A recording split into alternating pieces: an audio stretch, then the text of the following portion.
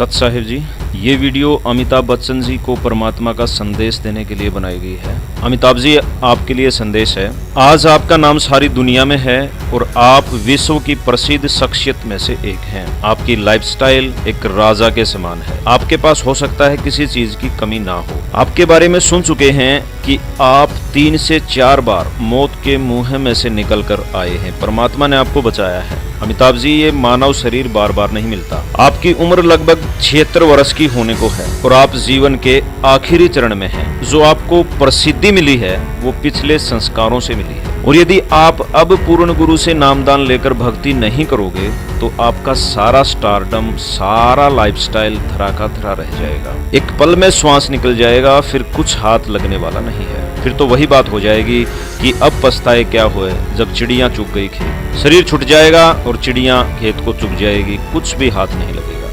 कबीर परमात्मा कहते हैं, एक उदाहरण देते हैं। पात जड़नता ये कहे सुन भई तरवर राय, अब के बिछुड़े नहीं मिले ना जाने कहाँ गिरेंगे जाए।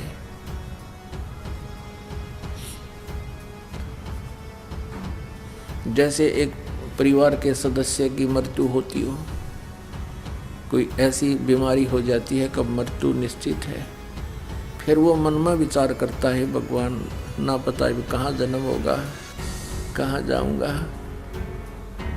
तो यहाँ परमात्मा याद दिलाते हैं कि पात जड़नता यूं कहे सुन भई तरवर राय, अब के बिछुड़े नहीं मिले ना जाने कहाँ गिरेंगे जाए। अब तरवर यानी पेड़ उसको कहता है, तरवर कहता पात से सुनो पात एक बात, यहाँ की तो यह है रीति है, एक आवे एक जात। यहाँ की ऐसी परंपरा इस काल के लोग की, यहाँ की यह रीति है, यहाँ का ऐसी ही व्यवस्था है, ये अटल व्यवस्था है यहाँ की कि जिसका जन्म हो गया मृत्यु अवश्य होगी। तो वो स्थान कहाँ है जहाँ ऐसी व्यवस्था नहीं है, क्योंकि हम कोई भी मृत्यु नहीं चाहता। बता, मृत्यु भी कोई चीज है। और किस लिए, जब आज हम कितने अपना चाहे दुखी हैं चाहे सुखी हैं, परिवार है, संपत्ति है, छोटी मोटी जैसी भी है, अब हम देख कितने खुशी खुशी रह रहे हैं, अरे 1 मिनट में मृत्यु हो जाती है। तो ये क्या हमारे साथ एक बहुत बड़ा धोखा है। हमारे को कति मूर्ख बना रखा है चौड़े में। प्रतिदिन हम देखते हैं उसका पुत्र मर गया, उसकी पुत्री मर गई, उसका 2 परिवार के सदस्य एक एक्सीडेंट में मर गए। अपना डर गति नहीं, अपनी चिंता नहीं, हम फिर भी ऐसे मस्ती में रहते हैं। परमात्मा कहते हैं, मौत बिसारी बावड़े तो अचरज कर दिया कौन, तन माटी में मिल जाएगा जो आटे में लौन। आवागमन की,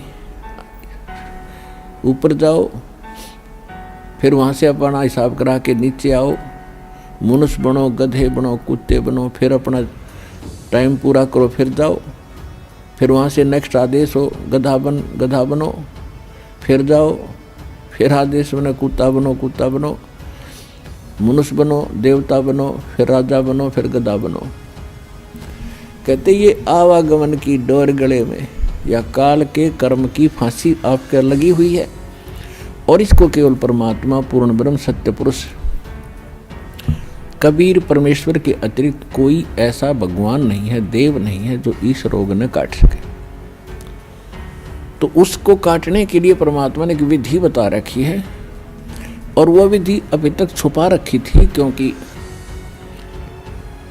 परमात्मा का और काल का एक प्रॉमिस हुआ था, अनुबंध हुआ था।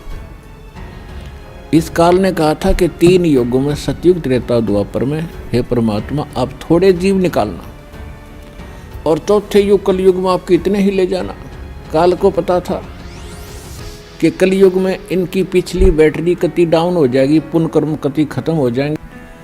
सतयुग, त्रेता, द्वापर के अंदर आप रहे हैं, और वो कौन सी आत्मा है जो सतयुग, त्रेता, द्वापर में, सतयुग से शुरू होती है मानव शरीर प्राप्त करके, वो आत्माएं होती हैं जो कभी इस कलयुग के इस समय में, जो आज आपको टाइम मिला है, ये बीचली पीढ़ी का समय यानी मध्य का समय है कलयुग का, इस सत्य भक्ति का। प्रथम चरण तो कलयुग का था, परमात्मा आए थे, सहस्रीर आए थे, सहस्रीर कबीर परमेश्वर चले गए थे मगर से। अब ये बिचली पीढ़ी है जो अब स्टार्ट हुई, इसमें कंप्लीट कोर्स है भक्ति का और निरसंशय है, कोई डाउट नहीं, सब प्रमाणित है। अब जो भक्ति करेंगे वो पार हो जाएंगे, मर्यादा में रहेंगे अंतिम सांस तक, वो तो सतलोक चले जाएंगे। फिर क्या होगा, 1000 वर्ष के बाद इस भक्ति में बहुत से ऐसे नालायक काल के दूत घुसेंगे, वो धीरे धीरे इनकी भक्ति खराब करवाना शुरू करेंगे।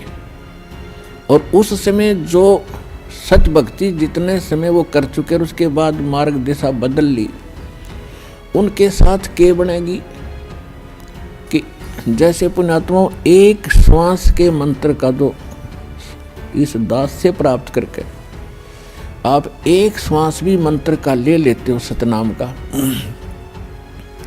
वैसे तो प्रथम मंत्र से ही आपकी गजब की कमाई शुरू हो जाती है, बहुत ज़्यादा बन जाती है। और यदि सतनाम का मंत्र भी आपने साल 2 साल 3 साल 4 वर्ष कर लिया और सारनाम ना भी मिला तो भी आपकी ढेर सारी कमाई बन जाती है। और फिर काल क्या करेगा, क्योंकि आपके पुण्य तो वो देगा, उसने तो ऊपर होटल बना रखे हैं, स्वर्ग महास्वर्ग में और ज़्यादा टैक्स है देता है वो आपसे, आपके पुण्यों से, कहीं 20%, कहीं 25%, कहीं पर 10%, ऐसे उसने अपने टैक्स लगा रखे।